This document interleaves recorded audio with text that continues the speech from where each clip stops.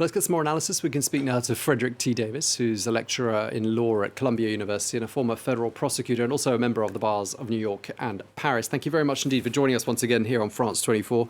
As the dust settles, it's been about 24 hours now, and people digest the outcome of yesterday's proceedings. How are these revelations affecting public opinion on Donald Trump, would you say? Well, it's hard to say. I'm more a lawyer than a political analyst. My own view is that it's not going to affect the 35 to 38 or 39% of the population who are going to vote for him no matter what. I think we're beginning to see sort of a Trump fatigue setting in with the additional people he needs to get to a majority. So I agree with what was said earlier. I think he's probably not going to change too much the impact on the primaries. I think he's going to be falling behind on the possibility of a general election. And keep in mind, we're just at the beginning of this. There are at least 3 more investigations that are probably much more weighty and important that we're going to learn about in the next weeks or months. So he's got a long way to go between now and election time, and I think he's going to be spending a lot of it in court. And in terms of understanding the legalities of exactly what Trump's been accused of, I mean, I'm not a lawyer, you are, so let me put this to you. I mean, the cover-up worse than the crime. Does that sort of roughly sum up last night's legal proceedings, do you think?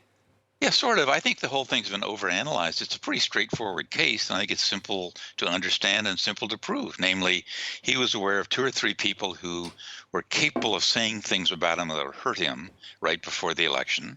So he paid them a lot of money to get them to keep their silence. And then he knew that if he properly accounted for that, then it would become public. So what did he do? He lied. He filled out any number of false statements to cover up the fact that he'd made these payments, and that's just a pretty straightforward crime.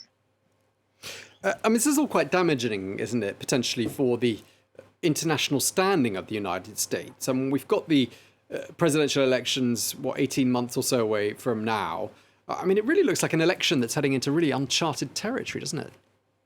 Well, that's certainly true. I mean, my views about Trump probably are fairly obvious, but I think we've been having a standing in the world issue for 6 or 8 years now. This is not particularly new. I do think it's getting worse and worse. I think the guys are getting more and more unhinged. And I sincerely believe that the accumulation of these various investigations on the criminal side are serious. I think he's going to be really facing some very serious charges against him. OK, I'm afraid we're out of time. Thank you so much for taking the time to talk to us, though, Frederick T. Davis, lecturer in law at Columbia University. Thank you.